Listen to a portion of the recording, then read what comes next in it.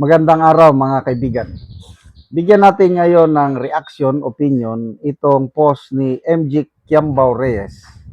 Ito po yung nakakabiglang pahayag ni Senator Judge Hontiveros sa Day 2 trial na kung saan nagsalita siya na pabor kay BP Sara yung kanyang statements o question. Ano ba ito? Nagkamali ng script o may iba ng agenda? Kasi alam naman natin na si Hontiveros is anti-Sara Duterte o anti-Duterte. Makakalaban niya si BP Sara sa 2028 election. Ito ngayon sa kanyang statement, pabor kay BP Sara. O ito ang kanyang statement. Mr. Presiding Officer, well, Counsel, none of these statements are proofs that the Vice President actually contracted an assassin or hired one. Why are these acts impeachable? Tinanong na yan, kasi ang mga senator judge, pwedeng mag-interpellate sa mga defense, sa mga witnesses and their counsel. So, ang tinalakay kahapon sa trial is yung threat na binitawan ni BP Sara nung galit na galit siya nung kinulong ang kanyang chief of staff. Tapos dadalhin sa Bureau of Correctional, Women's Correctional. Nagalit si BP Sara. Kaya nakapagbitaw siya ng salita na pag may mangyari sa akin na may nakontak na akong assassin para berahan din yung tatlo na yan. So, may witness, may prosecution na nag-highlight sa mga krimen na nagawa ni BP Sara. Grave threat ba yun o betrayal of public trust ba yun? Tapos mamaya, ganyan ang line of questioning ni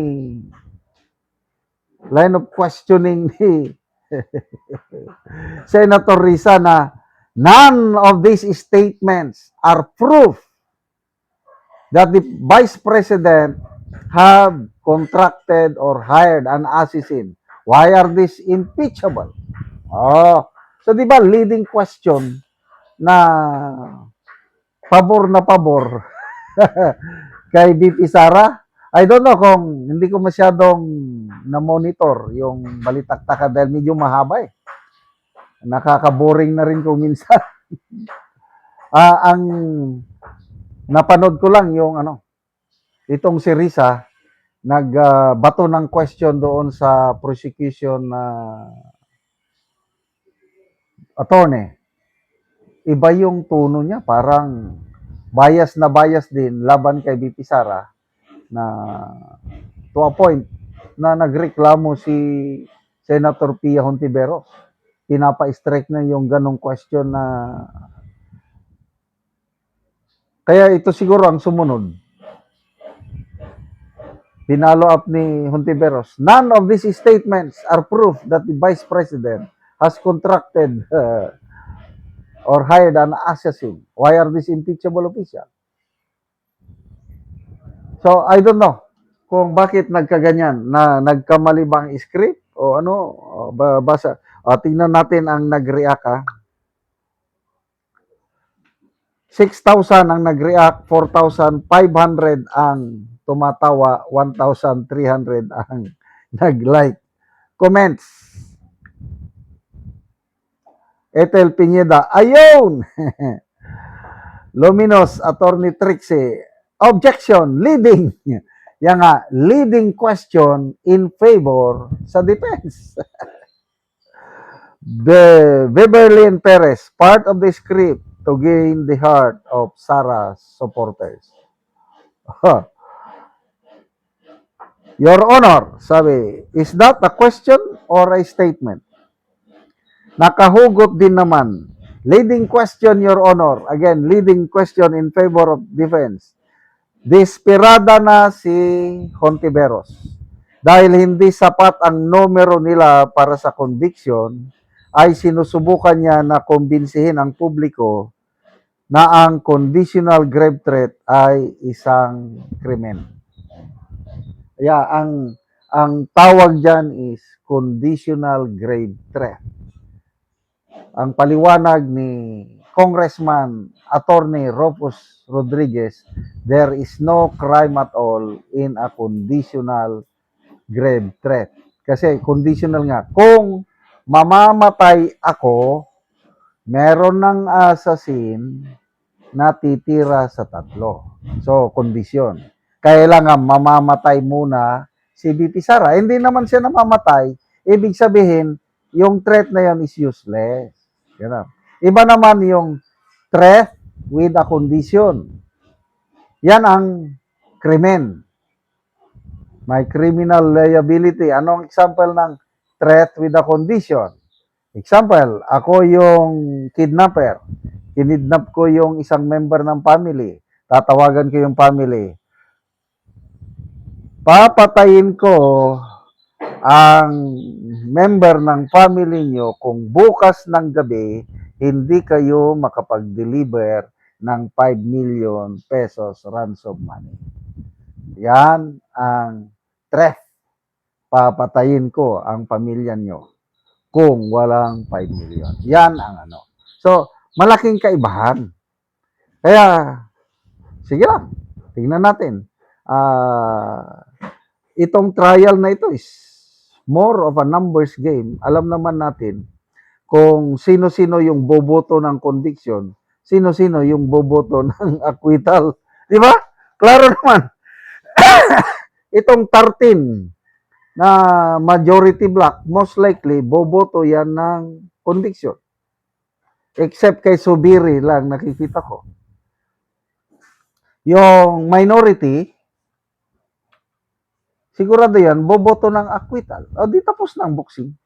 13 lang sila. 16 ang conviction vote. So, ano pang magagawa nila? So, ito is, ano na lang ito, pinapatagal nila ang trial para sirain nila ang pagkatao, credibility ni BP Sara sa puso't isipan ng mga tao. Yan ang kanilang pakay. Salamat mga kaibigan sa inyong pagsubaybay sa channel nito. Nakakatulong kayo ng malaking sa tribong Talanding ng Bukidnon dahil ang income natin sa channel na ito is pantulong sa tribo. Namimigay tayo ng libreng yero at pako para makapagpatayo sila ng mas maayos na tirahan. Panoorin nyo ang video nito.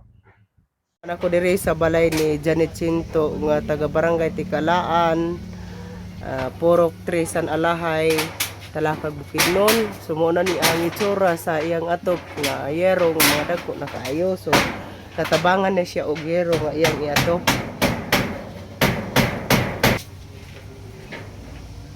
Og mao na ni ang yero nga gitabang napulo ka di 8.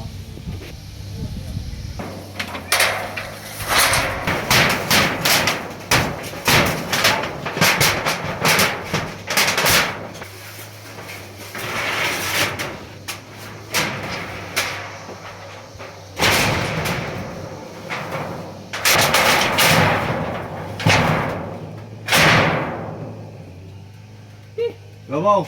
O karon managid sa pag-atop ang ginatabang nga hero, so makita gid nato nga nakaatop na gid sila sa mga hero nga gitabang. Sure sa oras na karon aming kuan nabang aming grasya nga ikuya na mong sinna daw. Pinakatuig, pulo ka tuig na karon paninisan. Karon pa inani. Salamat kayo. So napulo gid ka tuig, aya pa ka nakapuli og atop. Mga tabi kon tabi daw na mundre on picture ba mga tagal to. Oo. Di makapubog palitugan isa sa balay. Akong salamat. Kung kuan wala pa ang tabang di pa gid ka katop kay ang adlawan diri kung magmuso 150 lang. So dili na gid ka afford sa yero nga iatop.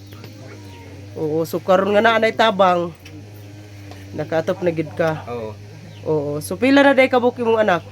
Pa. Wala pa kay anak. Ito nung palagi. So karon Tunta nga sa banta ni nga kuan grasya nga kamot. Para man akong bangan ani nga kuan. So salamat kaayo.